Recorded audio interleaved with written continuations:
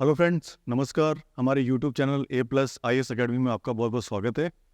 मैं युगल किशोर आज आपको आईएएस प्री और मेंस के हिसाब से एक क्लास लूँगा। ये जो वीडियो हमारा बनेगा वो आईएएस प्री और मेंस के हिसाब से बनेगा, ठीक है।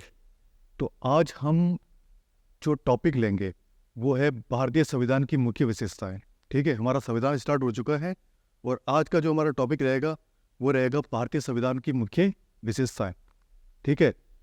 तो आप लोग एक बात ध्यान रखें, जब भी सिविल सर्विस की प्रिपरेशन स्टार्ट करते हैं तो हम सिर्फ प्री की तैयारी नहीं करते हैं, प्री मेंस और इंटरव्यू तीनों स्टेज साथ लेके चलते हैं, यानी तीनों चरण साथ लेके चलते हैं, तब जाके सिविल सर्विस की तैयारी हो पाती है।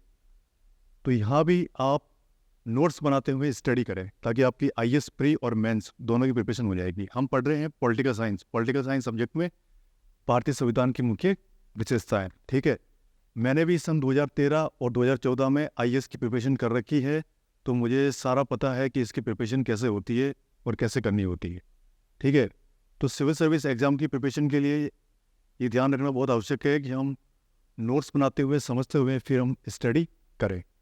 आईएएस प्री में 2 पेपर होते हैं, जीएस फर्स्ट और GS second. GS second CSAT होता है, जीएस फर्स्ट में पूरा जीके है जिसमें अलग अलग सब्जेक्ट है, हमारे अलग अलग टॉपिक है। तो हम पॉलिटिकल साइंस पढ़ रहे हैं, ठीक है। तो पॉलिटिकल साइंस में जो आज हमारा टॉपिक रहेगा वो रहेगा भारतीय संविधान की मुख्य विशेषताएं। भारतीय संविधान की मुख्य विशेषताएं, इसकी स्टडी हम करेंगे, ठीक है। तो आप लोग स्टार्ट करें।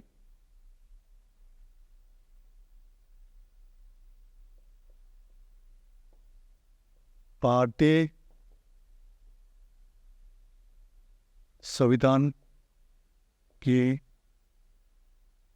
मुख्य विशेषताएं,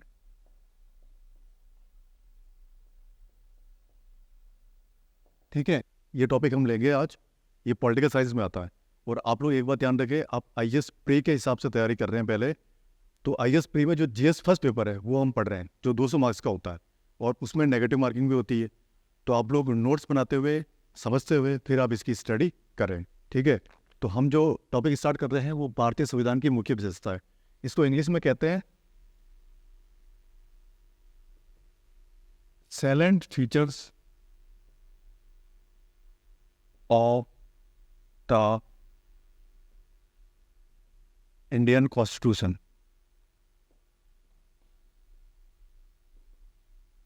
ठीक है। Silent features of the Indian constitution, इसकी स्टडी हम विभिन्न पॉइंट्स वार करेंगे, ठीक है। पॉइंट टू पॉइंट इसकी स्टडी करेंगे, यानी बिंदुवार स्टडी, ठीक है। इसमें जो सबसे पहला पॉइंट है आपका वो है निर्मित, लिखित और सर्वाधिक व्यापक संविधान। निर्मित, लिखित और सर्वाधिक व्यापक संविधान, ये मुख्य विशेषताओं में ये सबसे पहला पॉइंट है आपका, निर्मित, लिखित और सर्वाधिक व्यापक संविधान, ठीक है। इसमें आप लोग नोट कीजिए, भारत में संविधान का निर्माण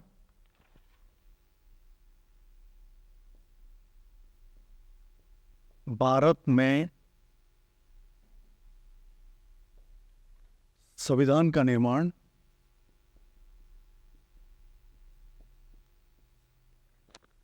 एक विशेष समय पर विशेष संविधान सभा द्वारा एक विशेष समय पर विशेष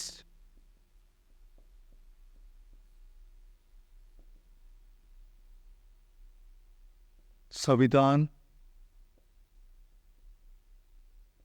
सभा द्वारा किया गया है और इस किया गया है और इस संविधान की अधिकांश बातें लिखित रूप में हैं और इस संविधान की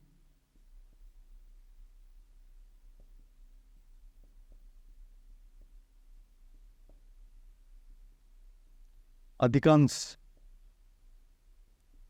बातें लिखित रूप में है।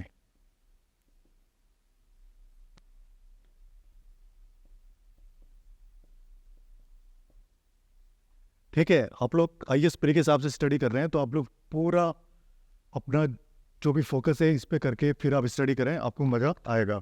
ठीक है, इस दृष्टि से ये ब्रिटिश संविधान के विपरीत, इस दृष्टि से यह है ब्रिटिश संविधान के विपरीत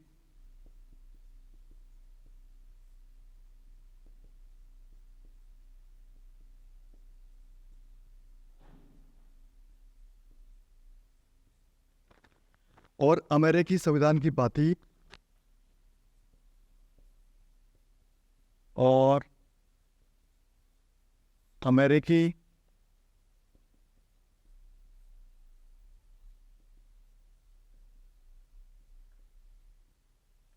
संविधान की भांति एक निर्मित और लिखित संविधान है। एक निर्मित और लिखित संविधान है।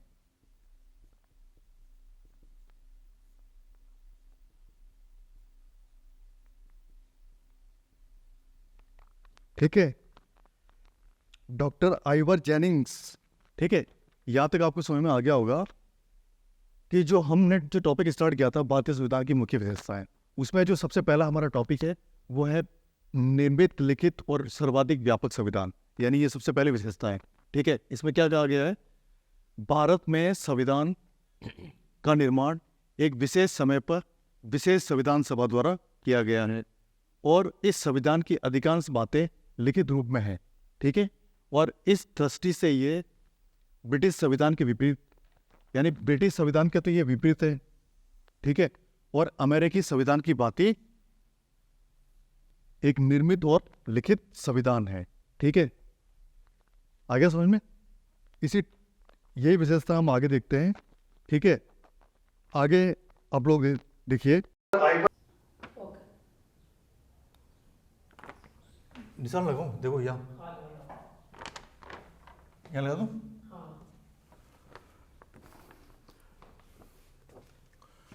ठीक है, हमारा जो टॉपिक है वो है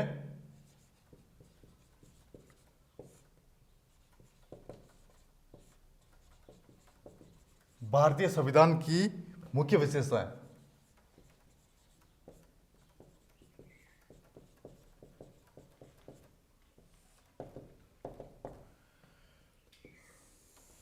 इसको अपन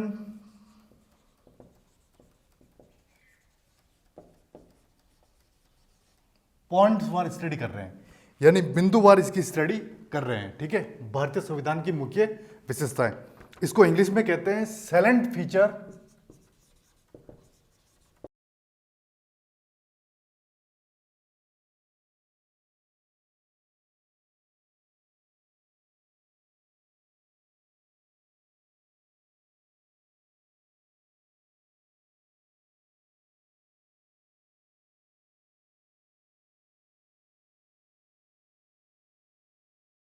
ठीक है, देखो भारतीय संविधान की मुख्य विशेषता है, इसकी पॉइंट्स वार स्टडी अपन कर रहे हैं।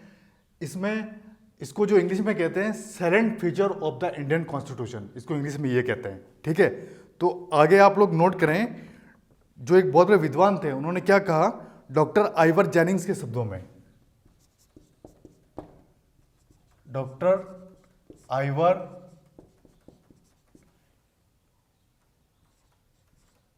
जेनिंग्स के शब्दों में, डॉक्टर आइवर जेनिंग्स एक बहुत बड़े विद्वान थे, बहुत बड़े स्कॉलर थे। उन्होंने क्या कहा, भारतीय संविधान विश्व का सर्वाधिक व्यापक संविधान है। भारतीय संविधान विश्व का सर्वाधिक व्यापक संविधान है, सर्वाधिक व्यापक संविधान है।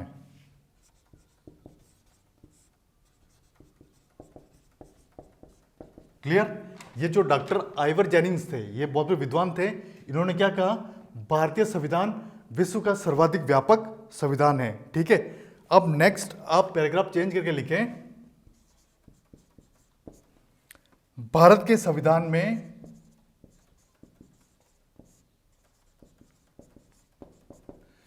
395 अनुच्छेद है।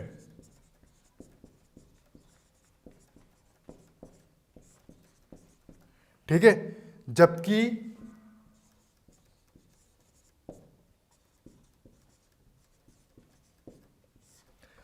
अमेरिका के संविधान में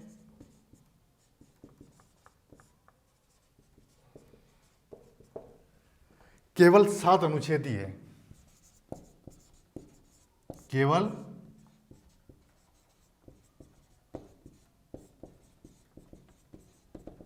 7 अनुच्छेद ही है। ठीक है, आपको समझ में आ गया?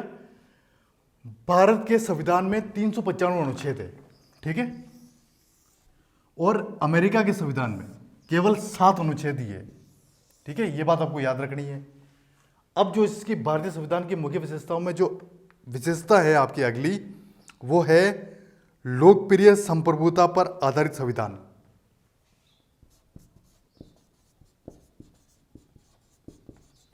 लोकप्रिय प्रभुसत्ता पर आधारित संविधान।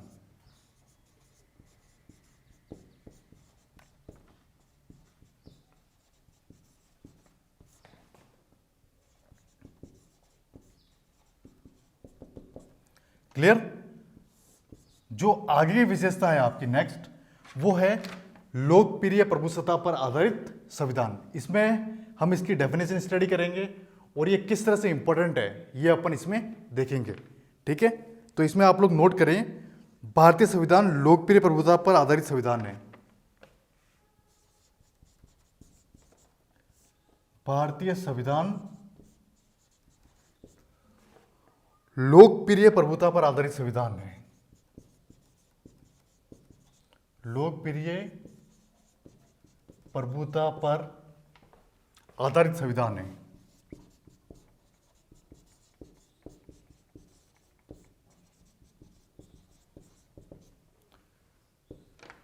ठीक है, अर्थात यह भारतीय जनता द्वारा निर्मित संविधान है। अर्थात यह भारतीय जनता द्वारा निर्मित संविधान है।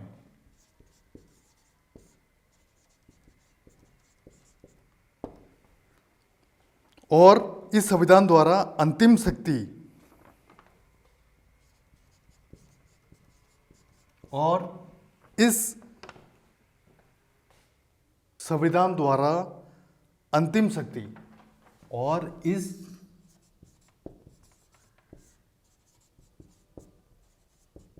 संविधान द्वारा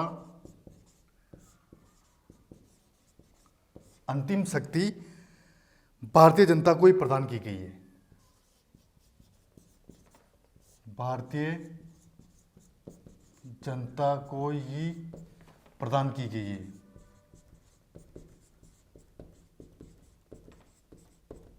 क्लियर? देखिए, जो आपकी नेक्स्ट विशेषता है भारतीय संविधान की मुख्य विशेषताओं में, लोकप्रिय प्रभुसत्ता पर आधारित संविधान। ठीक है, इसमें क्या है? भारतीय संविधान लोकप्रिय प्रभुता पर आधारित संविधान है, लोकप्रिय प्रभुसत्ता पर आधारित संविधान है। अर्थात ये भारतीय जनता द्वारा निर्मित संविधान है, यानी भारतीय जनता द्वारा निर्मित ही यह संविधान है। और इस संविधान द्वारा अंतिम शक्ति भी भारतीय जनता को ही प्रदान की गई, यानी भारतीय जनता द्वारा निर्मित संविधान है और इसकी जो अंतिम शक्ति है वो भी भारतीय जनता को ही प्रदान की गई है। ठीक है, नेक्स्ट इसमें आगे अपन देखते हैं पर आधारित संविधान। लोकप्रिय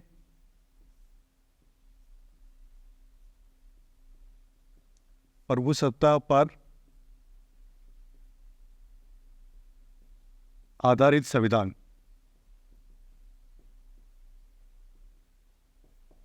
ठीक है, ये आपकी नेक्स्ट विशेषता है, लोकप्रिय प्रभुसत्ता पर आधारित संविधान।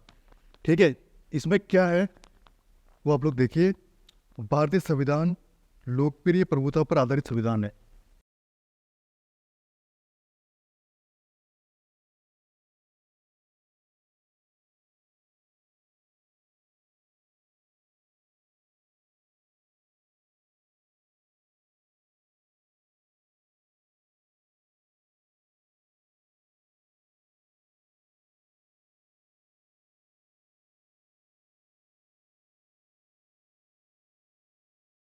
संविधान है। ठीक है, देखिए आप लोग आईएएस प्री के हिसाब से स्टडी कर रहे हैं, तो प्री के हिसाब से जब आप नोट्स बना के प्रिपरेशन करेंगे तो इससे आपकी आईएएस मेंस के जो 4 पेपर है जीके, उसमें जो पॉलिटिकल साइंस सब्जेक्ट है उसकी भी प्रिपरेशन आपकी हो जाएगी। इसलिए आप नोट्स बना के समझते हुए फिर आप स्टडी करें। ठीक है, नेक्स्ट आगे, अर्थात ये भारतीय जनता द्वारा निर्मित संविधान है। अर्थात ये भारतीय जनता द्वारा निर्मित संविधान है।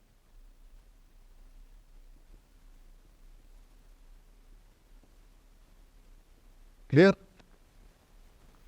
और इस संविधान द्वारा अंतिम शक्ति और इस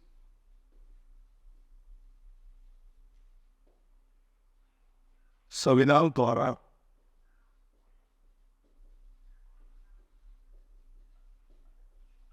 अंतिम शक्ति भारतीय जनता को ही प्रदान की गई है।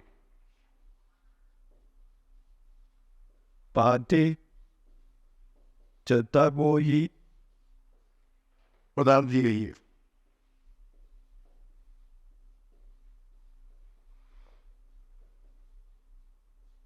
ठीक है, देखो हमारा एक जो नेक्स्ट विशेषता ये है, लोकप्रिय प्रभुसत्ता पर आधारित संविधान। अब इसका क्या करेंगे वो हम आगे देखते हैं। भारतीय संविधान लोकप्रिय प्रभुसत्ता पर आधारित संविधान है। ठीक है, अर्थात ये भारतीय जनता द्वारा निर्मित संविधान है और इस संविधान द्वारा अंतिम शक्ति भारतीय जनता को ही समर्पित प्रदान की गई। ठीक है, नेक्स्ट इसी में आप आगे देखिए। संविधान की प्रस्तावना में कहा गया है कि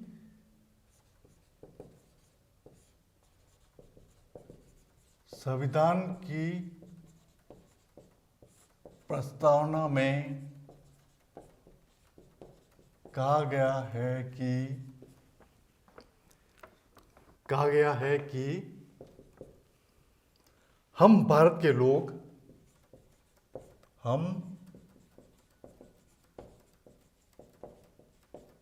के लोग दृढ़ संकल्प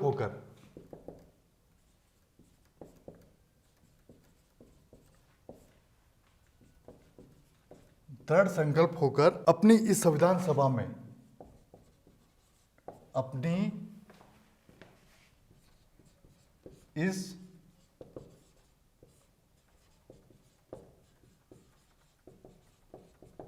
सभा में आज दिनांक 26 नवंबर 1949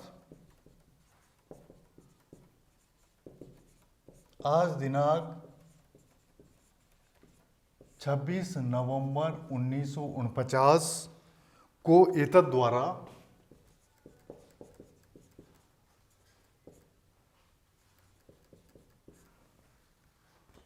इस संविधान को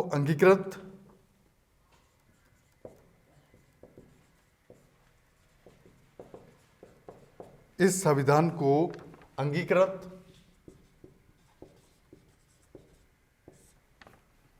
अधिनियमित और आज्ञापित करते हैं।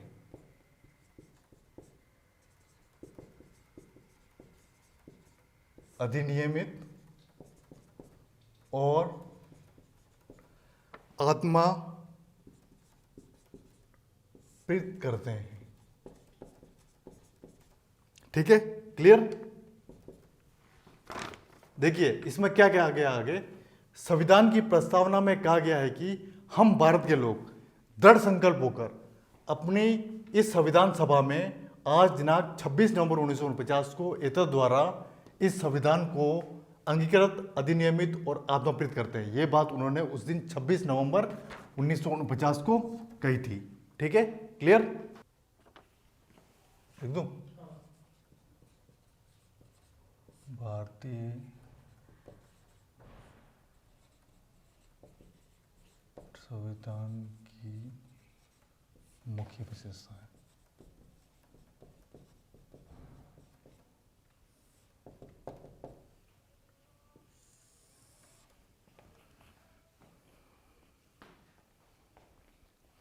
ठीक है, हमारा जो टॉपिक है भारतीय संविधान की मुख्य विशेषताएं, हमारा टॉपिक चल रहा है। इसमें जो आपकी नेक्स्ट विशेषता है आगे है वो है संपूर्ण प्रभुत्व संपन्न, संपूर्ण प्रभुत्व संपन्न लोकतांत्रिक गणराज्य, लोकतांत्रिक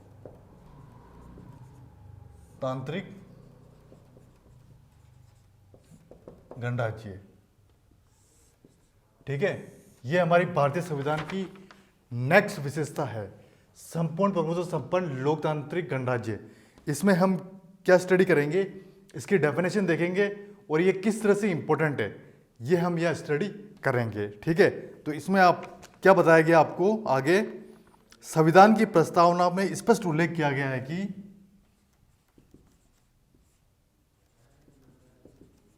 संविधान की प्रस्तावना में स्पष्ट उल्लेख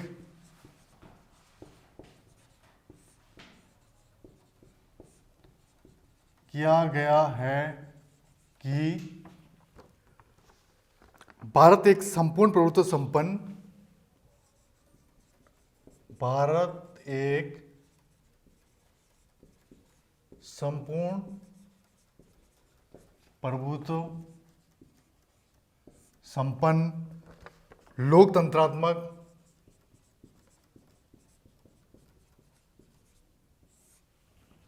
गणराज्य है।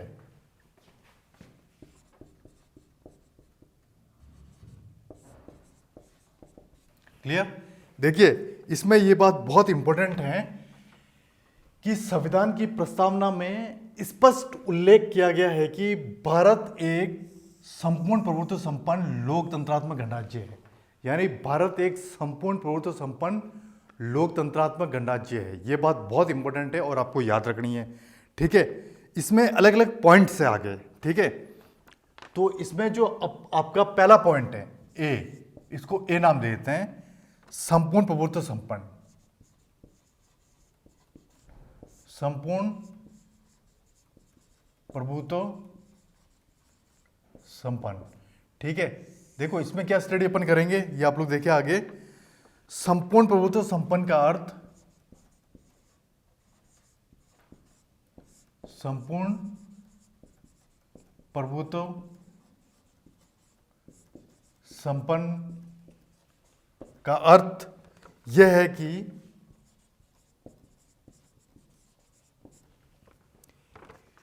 आंतरिक या बाह्य दृष्टि से भारत पर किसी विदेशी सत्ता का अधिकार नहीं है।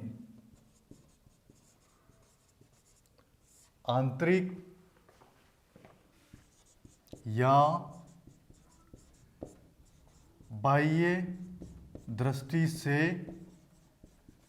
भारत पर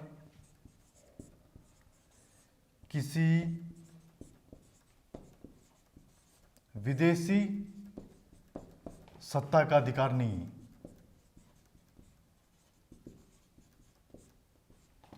अधिकार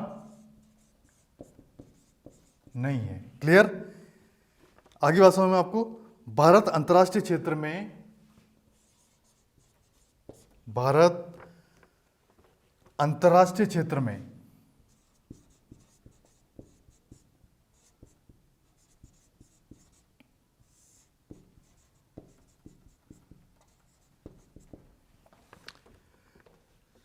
अपनी इच्छानुसार आचरण कर सकता है। अपनी इच्छानुसार आचरण कर सकता है। ठीक है, और वह किसी भी अंतर्राष्ट्रीय समझौते और वह किसी भी अंतर्राष्ट्रीय समझौते या संधि को मानने के लिए बाध्य नहीं है। और वे किसी भी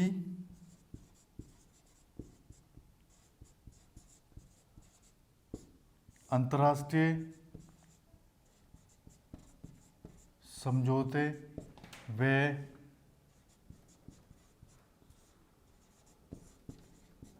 संधि को मानने के लिए बाध्य नहीं है।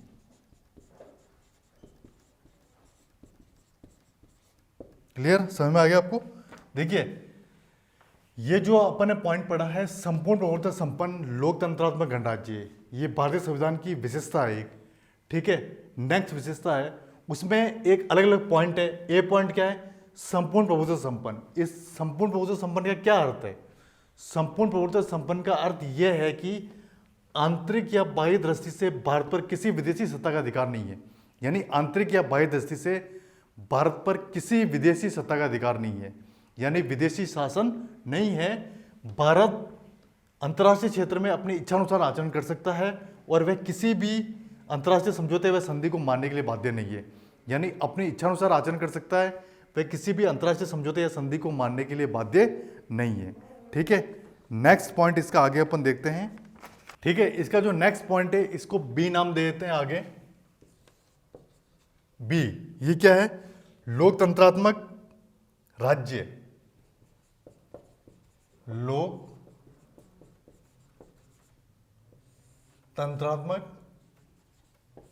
राज्य।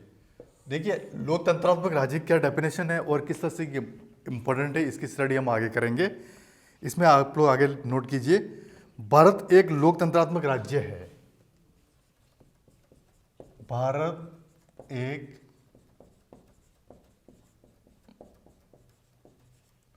लोकतंत्रात्मक राज्य है। क्लियर? अर्थात भारत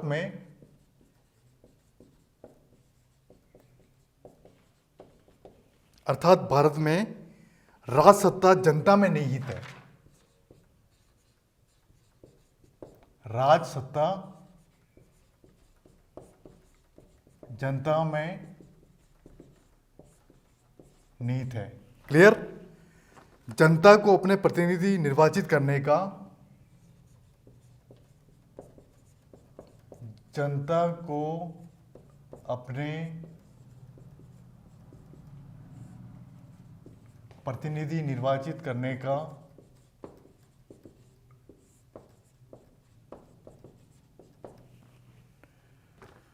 अधिकार होगा।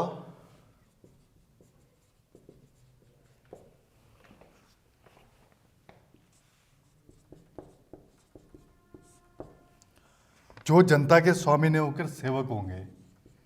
जो जनता के स्वामी ने होकर सेवक होंगे।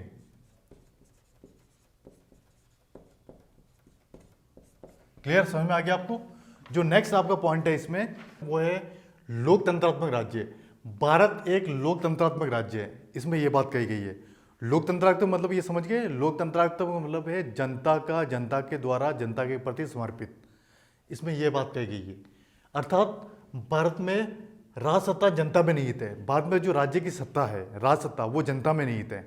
यानी जनता के द्वारा ही शासन होता है और जनता के लिए ही शासन होता है। ठीक है, जनता को अपने प्रतिनिधि निर्वाचित करने का अधिकार होगा, जो जनता के स्वामी ने होकर सेवक होंगे। ठीक है, जनता जिसे अपना प्रतिनिधि चुनती है वो जनता का स्वामी ने होकर सेवक होंगे, यानी वो उसकी सेवा भावना से वो प्रतिनिधि निर्वाचित होगा और वो उसकी सेवा करेगा, जनता की सेवा करेगा। ठीक है, क्लियर? नेक्स्ट इसका आपका पॉइंट है अगला, इसको सी नाम दे देते हैं, और वो है भारत एक गणराज्य है। भारत एक गणराज्य है। क्लियर? इसमें क्या दिखाया गया है, क्या बताया गया है? ब्रिटेन जैसे विश्व के कुछ ऐसे लोकतंत्रात्मक राज्य है, ब्रिटेन जैसे विश्व के कुछ ऐसे लोकतंत्रात्मक राज्य हैं, कुछ ऐसे लोकतंत्रात्मक राज्य हैं जहां राज्य का प्रधान, जहां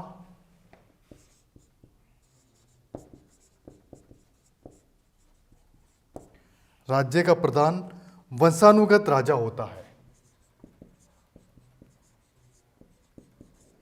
वंशानुगत राजा होता है।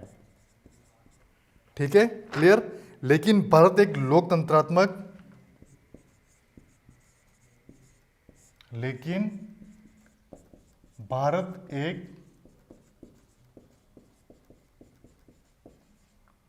लोकतंत्रात्मक राज्य होने के साथ साथ एक गणराज्य है। राज्य होने के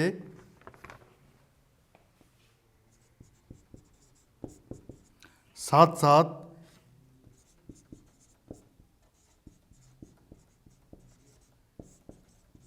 एक गणराज्य है। क्लियर, समझ में आ गया आपको? देखिए, भारत एक गणराज्य है, इसका क्या मीनिंग है? पहले क्या है, जब हमारा देश आज़ाद नहीं हुआ था उस समय सब एक राज्य के रूप में थे, जो भी कंट्री थी। ठीक है, ये चीज़ इसमें बताई गई है। ब्रिटेन जैसे विश्व के कुछ ऐसे लोकतंत्रात्मक राज्य हैं जहां राज्य का प्रधान वंशानुगत होता है, यानी जनरेशन बाय जनरेशन उसका प्रधान होता है। लेकिन भारत एक लोकतंत्रात्मक राज्य होने के साथ साथ एक गणराज्य भी है। क्लियर? आइए आप लोग देखिए, भारतीय राज्य का गणतंत्रात्मक स्वरूप इससे स्पष्ट हो जाता है कि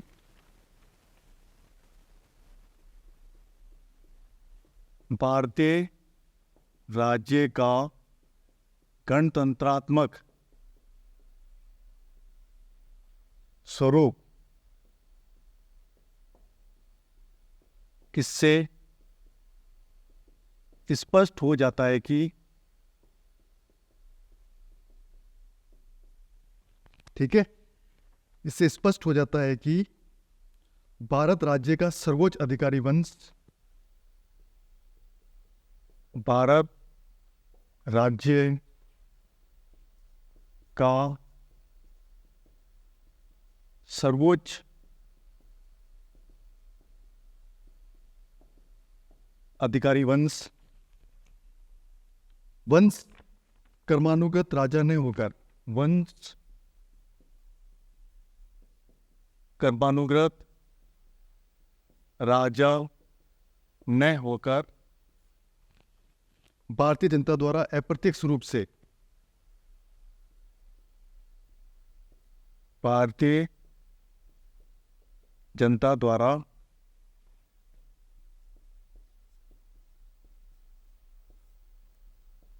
अप्रत्यक्ष रूप से निर्वाचित राष्ट्रपति है। अप्रत्यक्ष रूप से निर्वाचित राष्ट्रपति है। ठीक है, क्लियर? समझ में आ गया आपको? भारत राज्य का गणतंत्रात्मक स्वरूप इससे स्पष्ट हो जाता है कि भारत राज्य का सर्वोच्च अधिकारी वंश क्रमानुगत राजा ने होकर, यानी अधिकारी वंश क्रमानुगत राजा ने होकर भारतीय जनता द्वारा निर्वाचित, अप्रत्यक्ष रूप से निर्वाचित राष्ट्रपति है। यानी भारतीय जनता द्वारा जो अप्रत्यक्ष रूप से निर्वाचित होता है वो है राष्ट्रपति है। ठीक है, नेक्स्ट इसकी जो आगे की विशेषता है वो है समाजवादी राज्य। यानी भारतीय संविधान की जो आगे की विशेषता है वो है समाजवादी राज्य। ये 3 पॉइंट जो हमने पढ़े थे वो एक विशेषता के अंदर पॉइंट थे, अब ये अलग से विशेषता है, समाजवादी राज्य। ठीक है, इसमें क्या है, संविधान सभा में इस बात पर पर्याप्त वाद विवाद,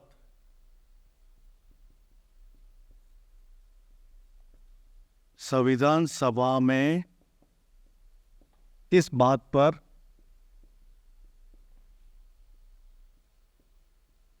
पर्याप्त वाद विवाद हुआ था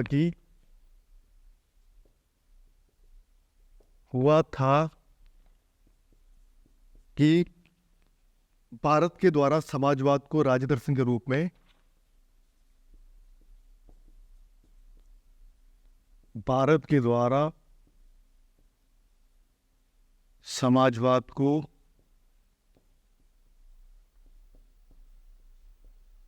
राज्य दर्शन के रूप में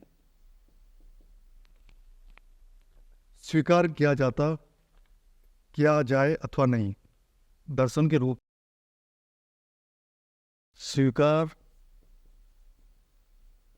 किया जाए अथवा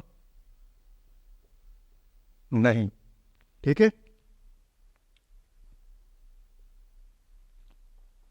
अंत में यही सोचा गया था कि अंत में यही सोचा गया था कि, आप लोग नोट करें, किसी एक विशेष दर्शन को स्वीकार, किसी एक विशेष दर्शन को स्वीकार करने से नवीन विवादों को जन्म मिलेगा। स्वीकार करने से नवीन विवादों को जन्म मिलेगा। नवीन विवादों को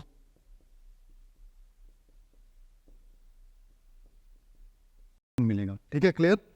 यहां तक आपको समझ में आ गया होगा। देखिए, जो हमारी नेक्स्ट विशेषता है वो है समाजवादी राज्य। ठीक है, इसका क्या डेफिनेशन है वो इसमें हम आगे देखते हैं।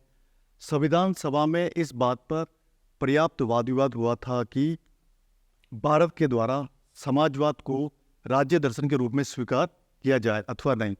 यानी भारत के द्वारा समाजवाद को राज्य दर्शन के रूप में स्वीकार किया जाए या नहीं, ये बात इसमें कही गई है। ठीक है, आगे है, अंत में यही सोचा गया था कि किसी एक विशेष दर्शन को स्वीकार करने से नवीन विवादों को जन्म मिलेगा।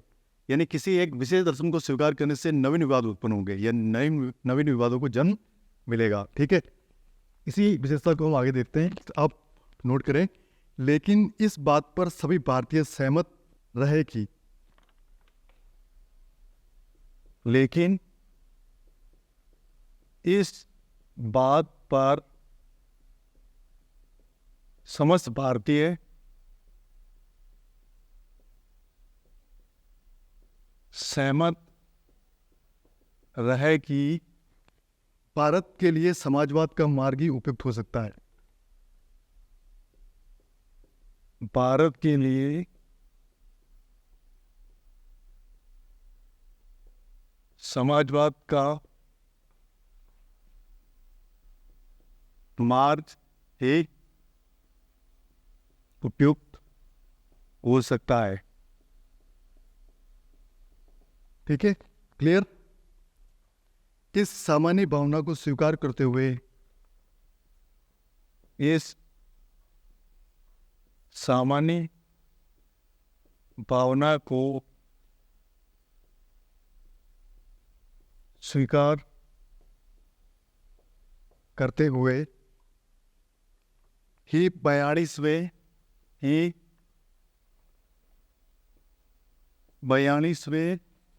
संवैधानिक संशोधन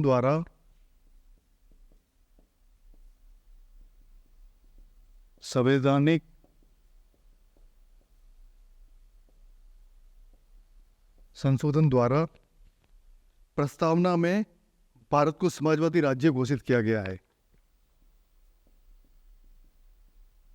प्रस्तावना में भारत को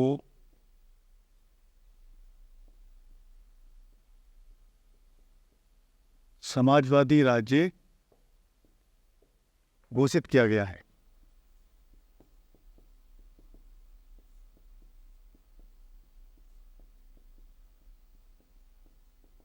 क्लियर? समझ में आ गया आपको?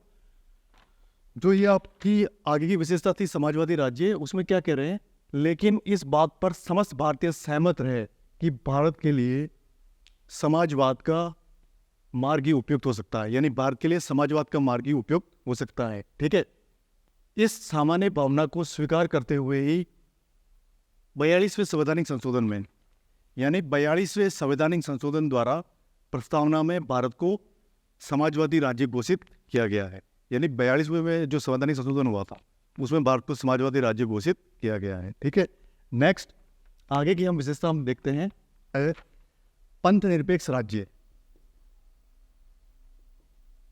पंथ निरपेक्ष राज्य। ठीक है, पंथ निरपेक्ष राज्य का क्या डेफिनेशन होता है, क्या मीनिंग होता है, वो हम आगे देखते हैं अभी। ठीक है, इसमें क्या है, पंथ निरपेक्ष राज्य का तात्पर्य यह है कि पंथ निरपेक्ष राज्य का तात्पर्य यह है कि क्या है, राज्य की दृष्टि में सभी धर्म समान है। राज्य की दृष्टि में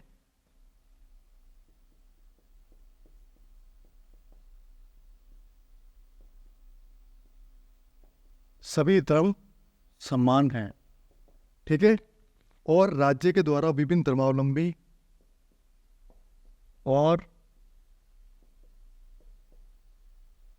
राज्य के द्वारा विभिन्न